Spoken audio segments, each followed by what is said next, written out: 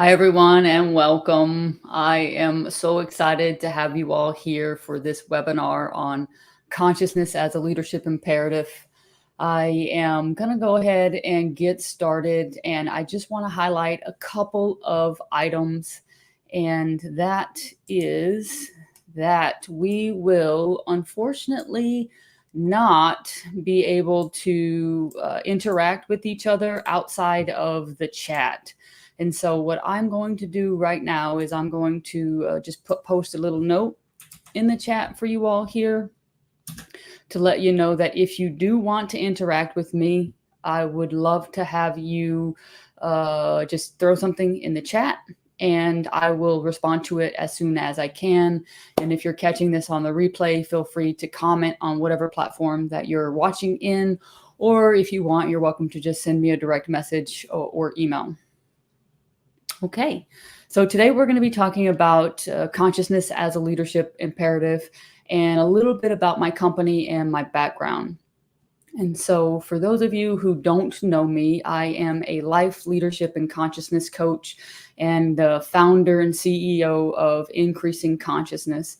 And my personal and professional belief is that, everything is so crazy and so hectic in our world today. Everything is automated and is starting to be augmented by artificial intelligence. And I believe that one of the most important things that we can do as leaders is to start to embody consciousness practices that are going to help us in our journey as far as creating a more inclusive culture, facilitating belonging within our teams, and also increasing equity in the world and in the work that we do.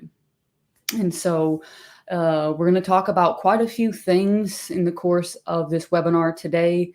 But before we dive into the meat of it, I want to talk just a little bit about increasing consciousness and our three main goals. And so our mission here, you can see it, is to facilitate equity through elevating the consciousness of world leaders. And we do that through these three goals. And so we want to increase leaders' awareness of their self and others as interconnected and interdependent beings that are part of a larger whole.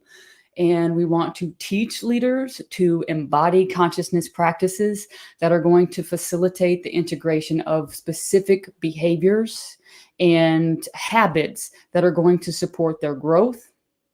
And finally, to empower leaders to use their skills to intentionally influence systemic change.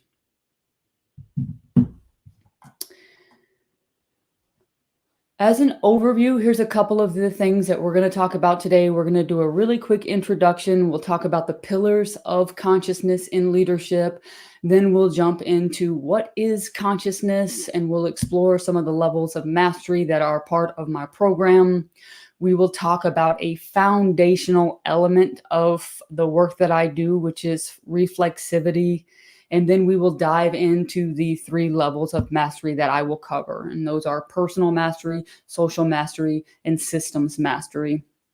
And then we will close it all out talking about community, the importance of community, and how you can join me for a community that is specifically dedicated to this topic and to increasing our consciousness as leaders, and engaging in the work that we're doing. And so I'll talk a little bit more about that as we move on. But for now, let's take a quick moment to talk about the pillars of consciousness in leaders. And so some of the areas that I cover in terms of the work that I do and the way that I have kind of framed it is to label these elements that I think are most influential to the work that we're doing. And these, you can call them whatever you want, whether you call them pillars or you call them something else. These are the core components of the work that I do, not just in the program that we're going to be talking about today, but just in general. And that is intersectionality, specifically recognizing and addressing the interconnectedness of social entities. And we'll talk a lot about this as we get into the systems component of this. But if we're going to create inclusive environments, we have to start with this understanding of intersectionality and how it impacts not only us, but all of the people who work in the field with us. And so intersectionality is a huge, huge component of the work that we do. Reflexivity is a huge part of the work that we do. And I'm going to spend a chunk of time talking about this today. So I'm not going to dive into this too much right now, but it's just that continuous cycle of reflecting and acting on everything that you need to reflect and act on. And intentionality, I spend I don't even know how much time on this, regardless of whether I'm working with you as a coach, working with you as a leadership advisor or a consultant, or in any other capacity. I'm always going to talk about intentionality, because if we don't bring intention into the work that we're doing, then we will unfortunately not always be in alignment with the things that we are saying are important to us. And so we have to bring intention to our values and our beliefs and what we are saying is important to other people, so that we can make sure that we're acting in alignment with that. And there's that congruence in our values and our beliefs and our actions, so that we don't impact the trust that we're trying to build with our teammates and our employees. And equity, for those of you who do know me, you know I'm a social worker, and my entire work has been centered around how do we increase equity in the world? How do we bring more equity to all of the communities that we work with? And it's an important part of everything that I do as a social worker. And you will never hear me talk about anything in the work that I do without tying it back to how do we use this to help increase equity in the world. And there's a whole section of this that's going to be in the program that I'll talk about. And next up, let's talk about authentic communication. This is going to be really important as we talk about building trust and having congruence in our actions and our words, right? And so when we talk about authentic communication, we want to really encourage open and respectful conversations. And we want to encourage other people to express their beliefs with honesty and transparency, so that we can create multi-way communication and benefit from everyone's perspectives. And the last three are kind of unique to me and the work that I'm doing, but most of the time leaders have very specific roles, whether they're in managerial positions or whether or not they're trying to facilitate growth in their teams on a smaller scale, and they don't necessarily think outside of that box of even though I'm only leading 50 people now or 100 people now, that those 50 people or those 100 people can influence massive change. And so if we can approach our work as leaders from striving to do everything that we can to create a better world, to inspire that trust and confidence, and to help other people to reach their full potential, that is only going to help us as leaders in the long run to make sure that we are living the values that we're asking them to live as well. And so I'm not going to read through these. They're here on the slide for you all if you're interested in what I mean when I say those. But these are the kind of core content pillars that you're going to find all throughout the program, and what I think is imperative when we're talking about bringing consciousness into leadership. And so before we dive into this, I'm going to take maybe 30 seconds to walk you through something that is at the foundation of the work that I do and why I got into talking about consciousness as it relates to leadership. And so if you know anything about my background, you know that I work primarily in violence prevention, that I did sexual and domestic violence work. I did anti-hate violence work with LGBT community, and I've worked with homeless populations and individuals who are incarcerated. And through all of those experiences, what I found to be true is, and this is also true in the research, I have the title here. It's, if you look it up, it's either the continuum of harm or the continuum of behavior, just depending on what field you're looking at. But if we want to prevent violence, we have to go back to those primary roots that cause violence, right? And when we talk about what causes violence against others, we walk it back, we have to prevent harassment from happening so that it doesn't progress, and we have to prevent harassment by preventing discrimination. And we prevent discrimination by preventing unconscious bias. We prevent unconscious bias by looking at our beliefs that individuals are different, that have been socialized in our lives based on where we grew up and how we grew up. And then we have to question those beliefs. And in order to question those beliefs, we have to first be aware that we have those beliefs. And in order to be aware that we have those beliefs, we have to actually take the time to reflect on and acknowledge whatever beliefs or biases that we have, right? And we're looking at multiple fields of study here when we're talking about this continuum here. If you look at those top three categories, violence, harassment, and discrimination, that's all in the violence prevention field.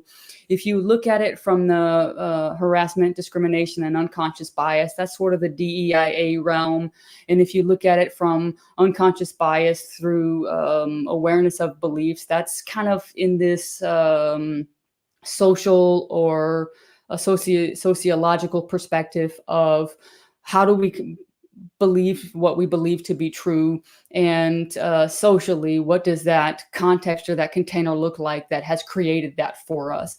And so this is where we really start digging into consciousnesses down here with taking the time to reflect and acknowledge. And this is why consciousness is so important in the work that we do. And I'm going to give you some more examples about why consciousness is so important.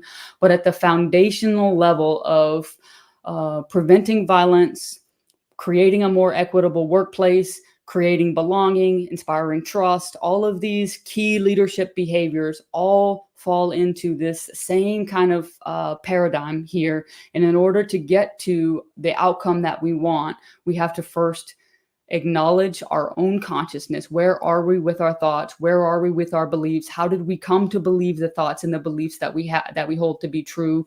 And do we still need to believe these thoughts and beliefs to be true? And playing with those. And so this is the root of the work that we're going to be talking about in the program. And as we kind of navigate our program, the personal, the social, and the systemic, we'll look at it and we'll continue to come back to this continuum. Okay, so the next thing we're going to talk about is consciousness and the different levels of mastery. And the first thing I want to do for you is just really define, what are we talking about when we're talking about consciousness?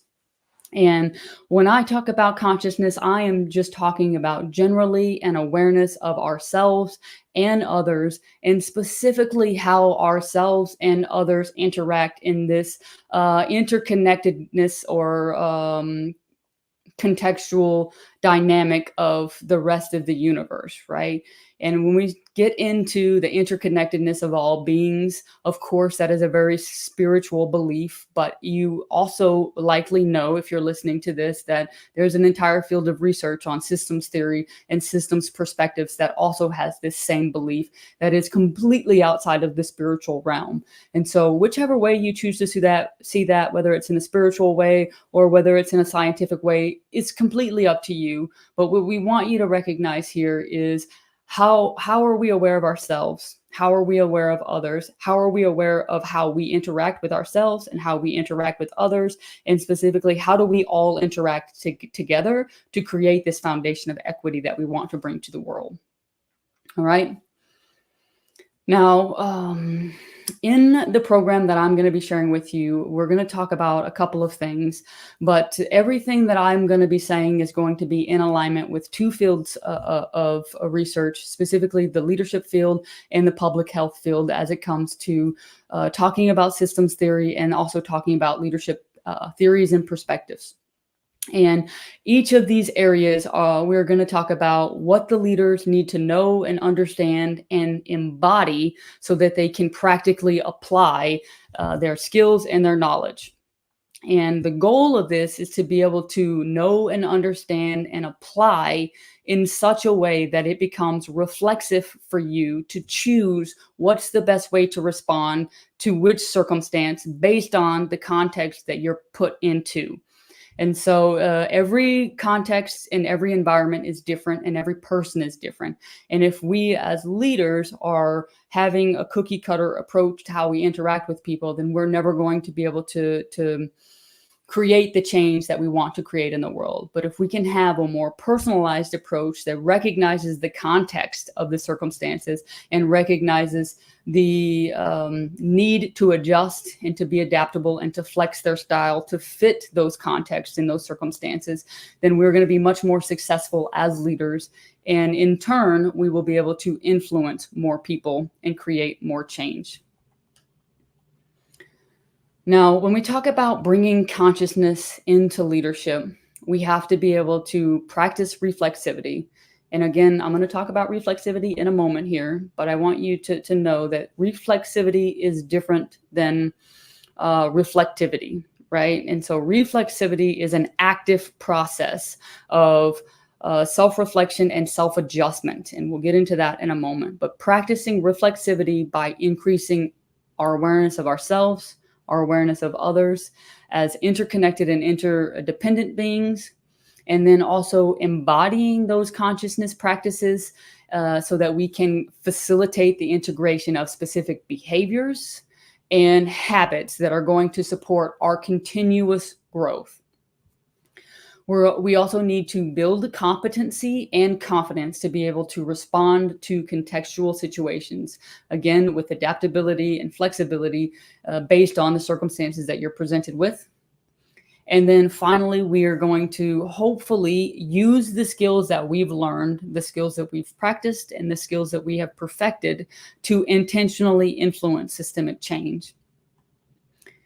And when we look at this from a little bit of a different perspective, in order to actually influence sustainable change within ourselves and within our teams, we have to first learn and understand the critical content areas for whatever it is that we're looking to do in the world. And so for those of you who are here, you want to learn how to be better leaders. You want to learn how to bring equity into your leadership style to increase trust and to increase belonging, right? And so you have to first learn the critical skills that are related to that. So that's knowledge. And then you have to practice those skills until you can competently apply them. And what the purpose of practice is building that reflexivity within your body. So you're practicing over and over again until your body can reflexively respond to whatever the situation is. And so this is the same reason that athletes go to batting practice, or they shoot free throws, or whatever it is that they're doing. They are practicing the habitual behaviors that are going to become reflexive in nature to them, so that when they're in the moment, they don't have to think about it. They can just do, right? So you have to practice those skills until you can competently apply them, because there's a difference between knowledge and competence. And this program is going to specifically walk you through. It's important to have the knowledge, but what's more important is how do you practically apply that knowledge in practice, right? And then ultimately, the goal of this is to fully embody those behaviors and those skills so that they do become reflexive in nature, and so that we can then influence society on a larger scale. And when I talk about this, I talk about it in two different ways. Whichever one you prefer is fine, but refraction and resonance, right? And if you're in the organization development world, you've probably heard of refraction in terms of this in the innovative positive organization development sphere. They're really big on leaders being the change that is going to refract out into the rest of society to help create and facilitate the change that's needed, right?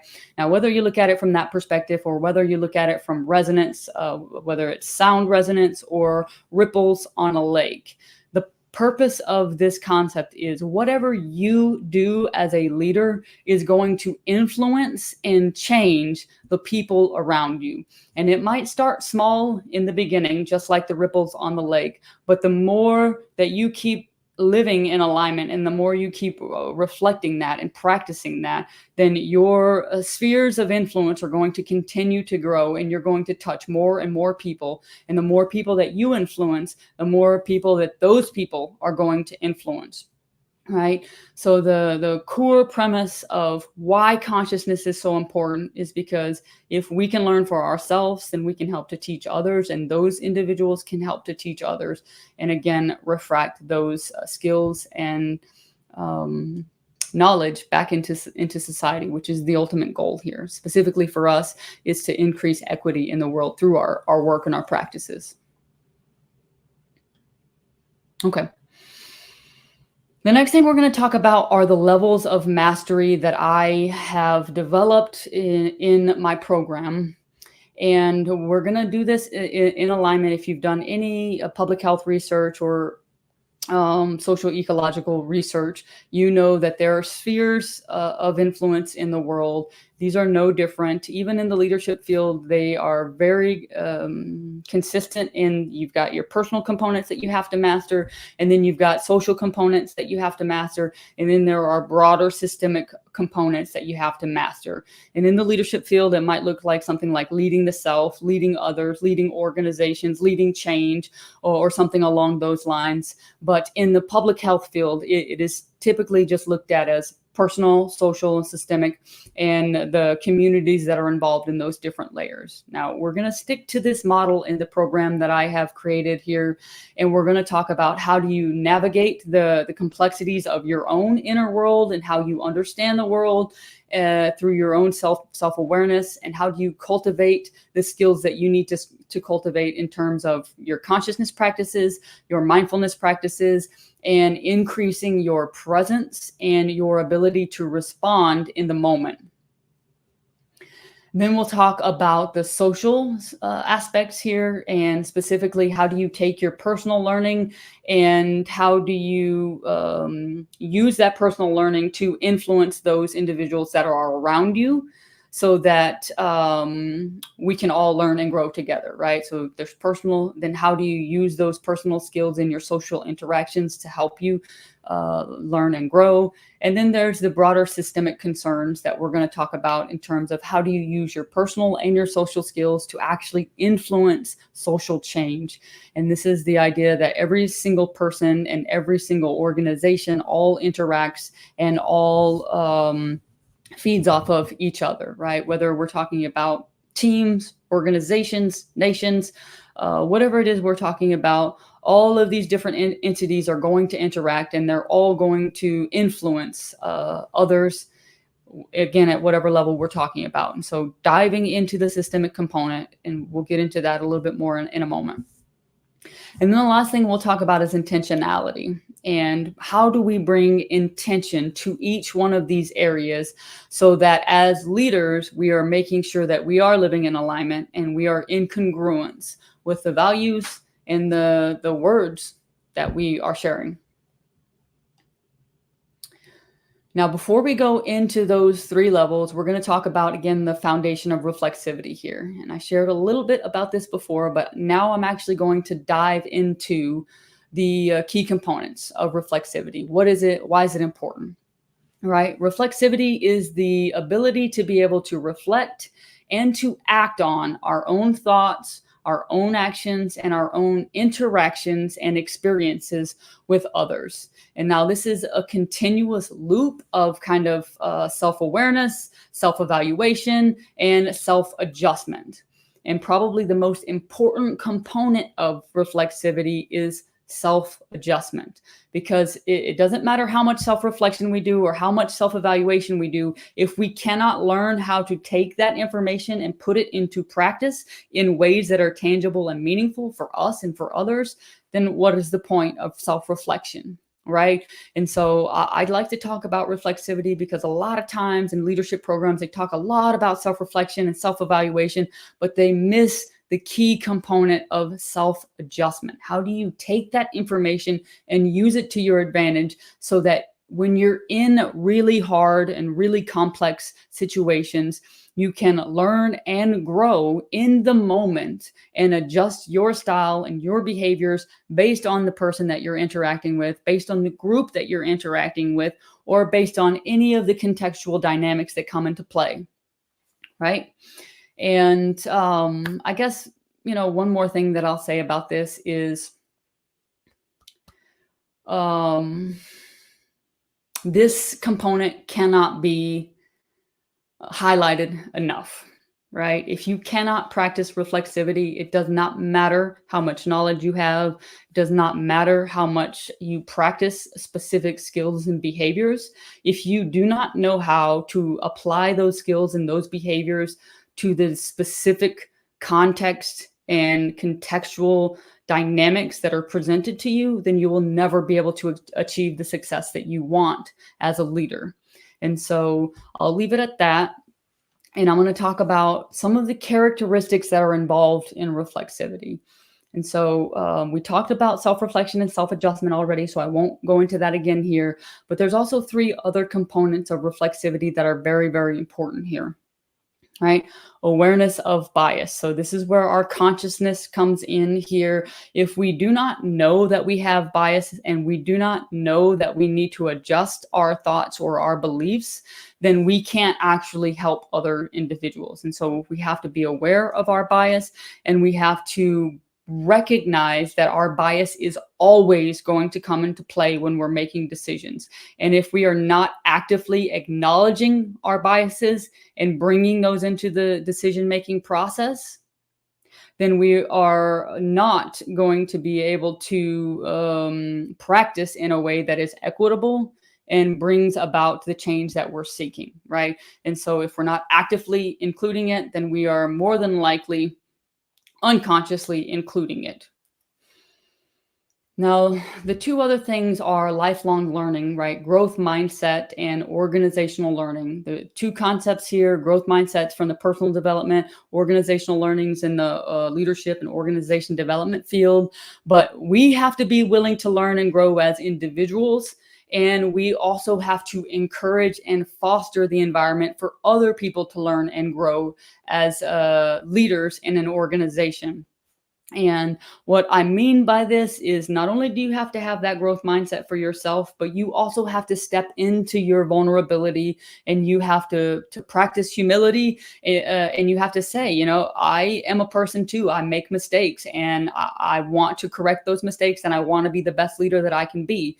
And in order to build that trust, you have to step into those moments. And then on top of that, you have to be intentional about your follow through. And so if you tell people that you want to learn and you want to grow and you ask them to correct you, but then, you know, you continuously repeat the negative behavior and you're not making adjustments, then you have to be really mindful of that congruence, because if you do that, then that incongruence is what leads to mistrust, which leads to you losing credibility and losing your influence. And so you have to practice this, and you also have to encourage and foster that environment for others to practice this. And then finally, adaptive thinking. This is, if you've ever heard of Flex, which is a book, I'm blanking on the name of the author right now, but Flex, it's a concept in the leadership field in terms of we have to be able to flex our styles to meet the needs of the individuals that we're with. But it's sort of the same thing, but this is specifically for your thinking patterns. How are you thinking, and how is it influencing the work that you're doing in the world? And are you able to recognize in the moment whatever your thinking patterns are, and are you able to adjust them in the moment to be able to adapt to and respond to information and perspectives that are coming into you from the individuals that you're working with? Okay. And okay, I see one chat here. It says, "This great, totally digging your approach." As Monica mentioned, would love to have a follow-on chat. I can't see Monica's chat here in the streaming platform, but again, as I mentioned in the beginning, the platform that I'm using right now is a little complicated. I haven't figured it out just yet, but feel free, anyone, to send me a direct message or to send me an email, and of course, I'll respond here. Okay, so the next thing we're going to do is we're going to dive into these 3 areas: personal mastery, social mastery, and systems mastery. And we're going to talk about the different components that are involved in each one of these. And so for personal mastery here, there are a few areas that we're going to cover. We're going to cover consciousness fundamentals, specifically We're going to look at mindfulness practices and techniques that are going to help us enhance our focus, our presence, our intention. And there's also quite a few other areas that, for ease, I didn't put on here, but we're going to talk about awareness. What does that look like? Again, us, them, us in the world kind of a thing. We're going to talk about the interconnectedness, both again from a spiritual component, but also from the systems component, and how that influences our personal dynamic. And we'll talk about it from a growth mindset perspective. We'll talk about it from a knowledge and a contextual understanding. And we'll really dive into some of the areas that are really important for us to know and understand as leaders, as we're looking at this lens of consciousness in the work that we do. Now, this particular area actually ties into almost all of these other areas that we'll talk about, but we're going to specifically dive into body intelligence and emotional intelligence. And so what does it look like to have awareness of your body in the moment, right? If you're in a heated conversation, or maybe you're not even in a heated conversation, but you're in a conversation with someone and you're annoyed, you don't want to have this conversation with this person. Maybe you've told them several times that they don't understand, they're not listening, and your body is sending you very clear signals that you don't want to be in that conversation, right? How do you become aware of the signals that your body is giving you so that in the moment you can say, okay, my heart rate is increasing, my ears are starting to burn, my cheeks are turning red, whatever it is that happens for you in those moments. How do you recognize that body intelligence and what's happening in your body to be able to use that to your advantage to say, okay, my body is telling me that I'm upset, I'm angry, I'm uncomfortable, whatever it is. And then now I need to adjust my outward behaviors, maybe my facial expressions, maybe my tone of voice, maybe other things, so that I can make sure that I am not projecting what's happening inside of my body onto the conversation and into the dynamics that I'm having, right? And this is getting into the social aspect here, but in order to master the social aspect, you have to start with recognizing those behaviors and those triggers that happen in your body. So we'll talk about body intelligence, and we'll also talk about emotional intelligence. Right. And in addition to body and emotional intelligence, we'll talk about some coaching fundamentals. And I put my coaching fundamentals up here, but we will also cover many, many other coaching fundamentals in addition to the presence, mind and emotions, your behaviors and integrations, your community. We'll talk about growth mindsets. We'll talk about skill development. We'll talk about goal setting and anything and everything that's related to like some foundational aspects that is required for you as a leader to succeed. And so we'll also talk about equity fundamentals. And what I mean by this is, again, I'm a social worker. My MSW was built on the foundation of anti-oppressive practices. And so we will dive deep into what does it mean to practice from an anti-oppressive approach? What does it mean to bring areas of our social and personal context into our leadership dynamic, and how do we use that to our advantage to be able to actually facilitate change in the world? And again, you can see on the screen here, consciousness, emotional intelligence, diversity, inclusion work, violence prevention, and leadership. All of these areas are all interconnected based on that first slide that we talked about with that relationship with all of those areas. And we'll really dive into how does it relate in all of the different components. And finally, in the personal mastery section, we'll talk a little bit more about reflexivity, and we'll have some practical application of what does it look like for you to critically reflect on your bias. And we'll also have some activities and some examples on how you can bring reflexivity into your practice. Again, not just from this self-awareness and the self-evaluations component, but bringing community into that conversation so that in your self-awareness and self-evaluation, you are also trying to self-adjust and practicing those self-adjustments and then readjusting as you're navigating different experiences to try and really bring that reflexivity into your practice. And even though reflexivity is listed here in the personal mastery category. It's all throughout, just like in intentionality. You're going to find it all throughout everything that we talk about in the program. And so for social mastery here, we're going to cover some fundamentals of leadership, specifically different leadership styles, how you need to bring intentionality into the work that you're doing so that you can create that congruence in your values, your beliefs, and your actions, and in your words. We'll talk about some strategies for effectively navigating different constructs, and we'll take our foundation of body intelligence, emotional intelligence, and some of the other coaching fundamentals that we talked about. And we'll talk about how do you incorporate those into these different leadership styles. And if you have a leadership style that you prefer, we'll talk about how do these concepts play into that style that you like to have. And again, we'll talk about it from the perspective of every context and every circumstance is different. And how do we reflexively practice our style to be able to meet the needs of the people on our team.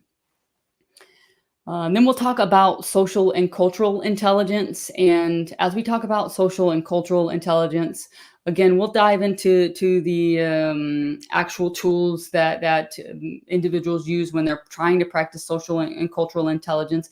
But the core of this is really, how do we cultivate the empathy and the understanding?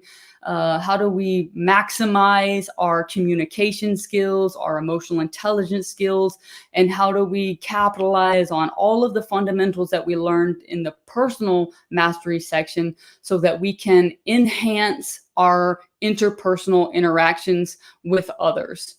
And if you're wondering, well, why do we need to enhance our personal interactions, right? The core of this is how do we lead better? Right. And we lead better by having better interpersonal dynamics that create trust and build connection and community with the people that we work with.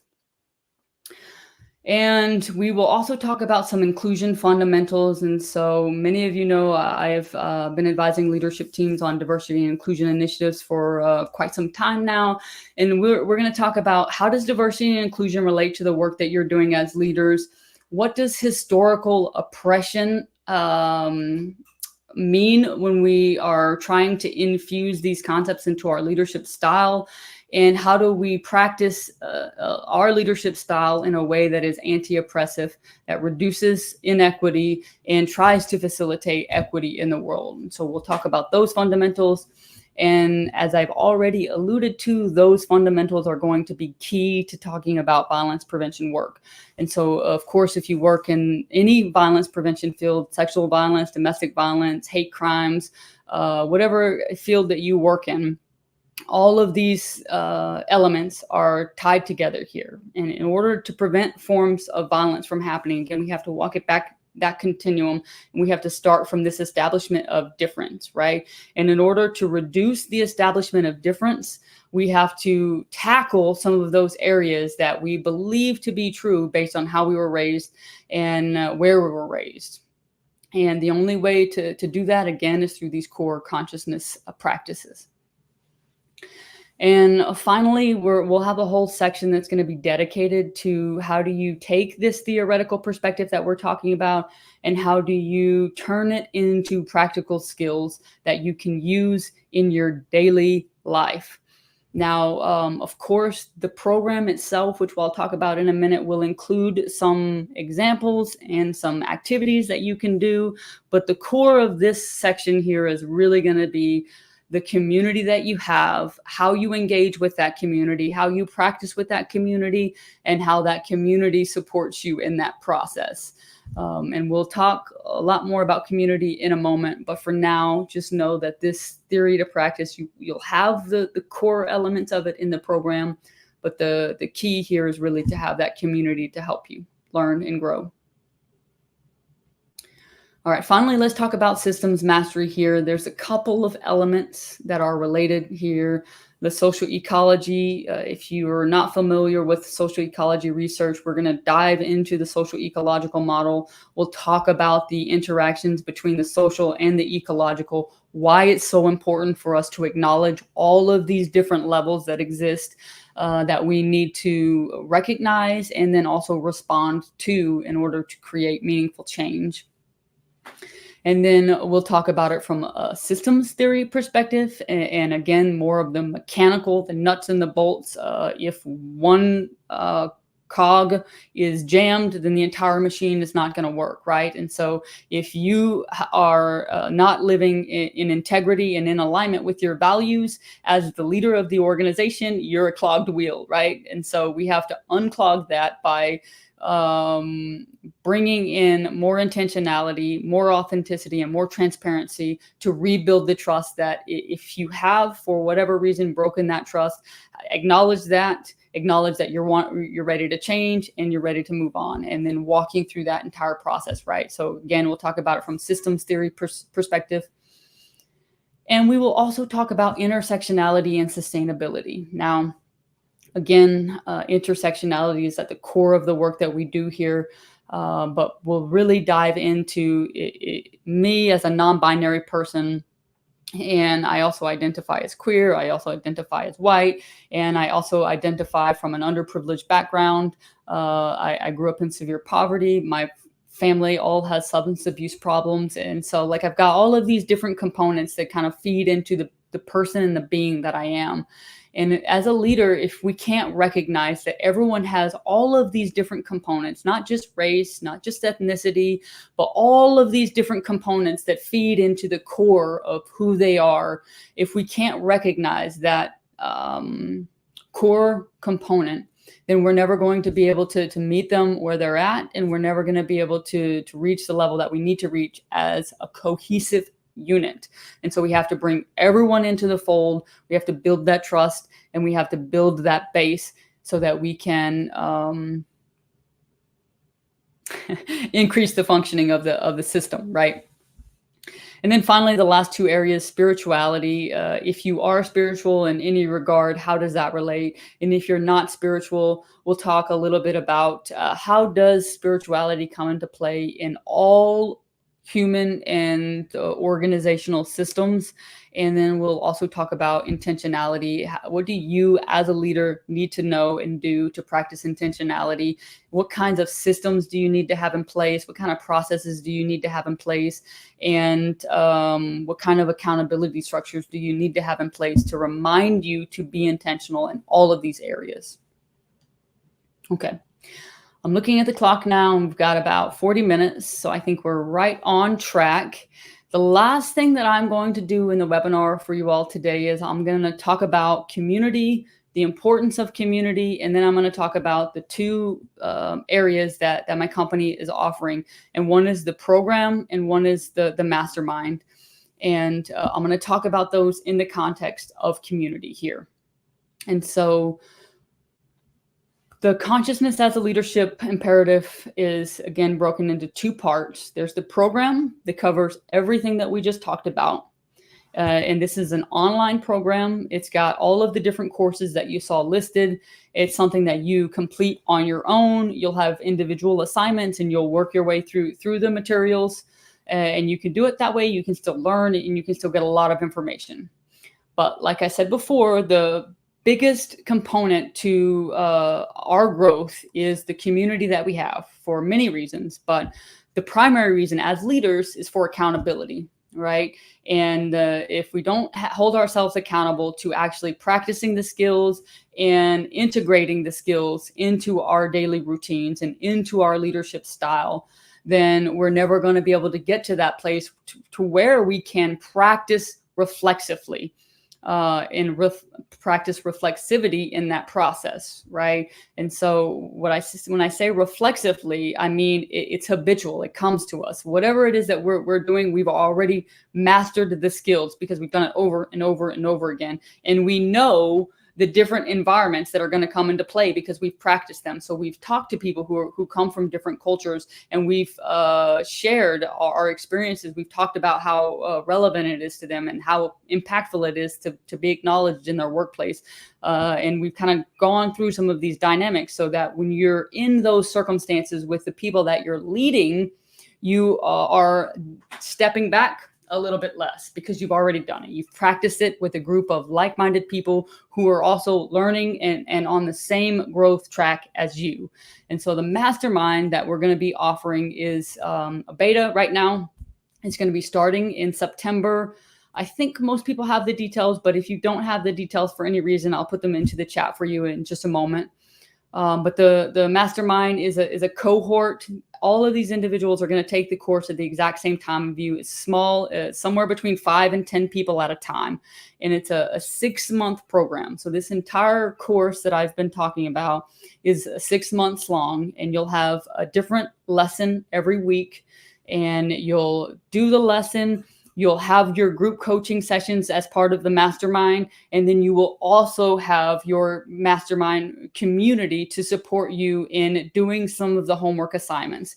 And so a lot of times when I work with leaders, they tell me that, maybe they don't have a diverse set of friends that they can have these conversations with, or they don't know enough about what they don't know. And so they don't know how to put themselves into containers or situations where they can actively talk about some of these concepts and actively work through what does this look like if I'm trying to have this conversation in real life, and how do I recognize that my biases are coming into play and adjust so that I don't offend the person that I'm trying to have the conversation with, and those kinds of things. And so the mastermind here is, again, it's a cohort. It's going to come with the group coaching, and it's going to have that community experience where you're all going to be learning the same content at the same time, and you're all going to be practicing the same skills and the same knowledge and information at the same time.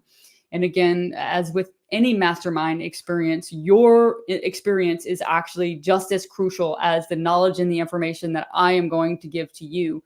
And so many of you are leaders, and you have already led diverse teams, and the experiences that you bring to that group are going to be just as influential and just as impactful as anything that I might share with you as the coach or the facilitator for some of these discussions. And so the mastermind component here is your experience with your cohort as much as anything else. Okay. Now, I have a couple more slides in here. I won't spend too much time on them here, but I'll show them for anyone who's watching on the replay. And really what this mastermind is for is to help you develop that self-awareness, to cultivate your presence, cultivate your empathy, and to really acquire the skills that you need to be able to step into those contextual dynamics that exist. It's also going to help you to integrate some of those behaviors. And so because you're going to be practicing them, because you're going to be talking about them, and you're going to be sharing, and you're going to be hearing other people share and practice the things that they're struggling with, it's going to help you to integrate the importance of the information. It's going to help you to integrate the knowledge, and it's going to help you to integrate the actual skills that you need. And then finally, it's going to help you to create more equitable environments, to help you foster equity and understanding, and to help everyone really live more intentional and more fulfilling lives, kind of that resonates across all levels of society. And again, at Increasing Consciousness, that's our goal, is we want to teach you so that you can teach everyone that you interact with. And even if you only get 10% of the content and the materials that we share in the program, that is 10% more than you had before, that you can take to your spheres of influence, and that you can try to use to create change in the world. And so if you are interested in the mastermind, here's some of the things you're going to get. You'll get the courses, you'll get the assessments, you'll get the developmental plan, the evaluations, the group coaching, and the mastermind community. And you'll get most of these things with the program. You'll get the courses, the assessments, and the developmental plans, but you won't get the group coaching, the mastermind experience, and you won't get the evaluation that's based specifically on the leadership wheel that I have developed. And so some of those things you'll get with the program, but the mastermind, if you want all the things, is the way to go. And if you are interested in having a call with me to talk about potentially joining the next cohort. Again, I think it's September 30th is when the cohort starts. The way to do that, there's two ways. And you can schedule a call with me. We'll have a chat and we'll talk about, is it a good fit for you? Is it a good fit for the group? And if it is, then I'll give you some more information about, how much time and commitment is it going to take, what'll be expected of you, and those kinds of things. And if you don't want to schedule a call with me and you're already like, I want to do it, send me the application, then I'll post the application into the chat down here for you all. And completing the application does not mean that you're in. It literally is just a way for me to see you're interested. It's a way for me to see that you want to learn some more.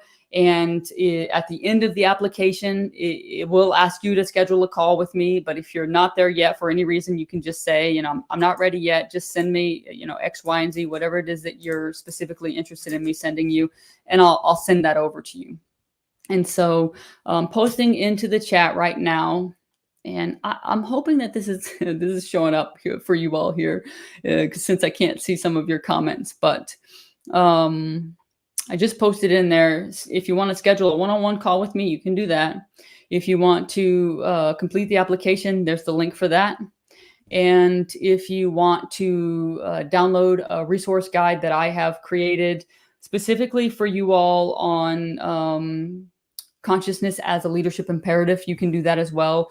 I thought I had a copy with me here. I must have moved it, but if you click on that last link there, it'll take you to a landing page. If you put your email in that landing page, it will automatically send you the resource guide. And I talk about all different kinds of things in the resource guide. I talk about many of the things that I talk about here, but I also talk about some of the best daily practices that you can do to incorporate reflexivity into your style. I talk about, again, some of the pillars and some of the other things that are not talked about here in this. And so if you're interested in that, definitely check out the links that I have added. And when I get out of this streaming software here, I will go back to LinkedIn and back to YouTube, and I will post these links to those platforms as well. And so if for whatever reason you cannot see those links right now, don't worry about that. I'll get them posted in the different platforms for you all. Okay, and I'm going to go ahead and leave this last slide up for everyone. This is my contact information. You are welcome to send me an email at any point. This is my email address. If you're interested in my member portal, I have an app that you can download for Apple. It's not ready on Google Play yet. I anticipate within maybe the next 6 months it will be ready on Google Play, but it's also a web-based version of the app too. And so it's my member portal that's also posted on my website. So if you go to my website and then the member portal, you'll be able to access free meditations, free coaching resources, all kinds of different things in there. And that is also the platform that the program will be housed in. So if you're in there, you'll see that the program is in there. You'll see some of my other courses are in there. And again, meditations and those kinds of things are all listed inside my member portal. And so if you are on YouTube, it's at Coach Aang. And if you're on Instagram, it's at increasing_consciousness. And the one thing that I will note about my Instagram page is that's actually all dedicated to daily practices that help to increase your consciousness. So I don't talk about leadership on there. I don't really get into the work and the programs and everything else on there. You won't find my webinars or anything like that on Instagram. It's solely dedicated to what are the practices that are going to help you to increase your consciousness and to find mindfulness and presence in your daily lives. And so with that, I will say thank you all so much for joining. It has truly been a pleasure, and I will make sure that I get all of the right links and everything posted to all of the different channels. And feel free to reach out anytime. I'd love to hear from you. And especially if you have feedback on this presentation, any of the content, or how I can make it better, please let me know. Thank you all so much.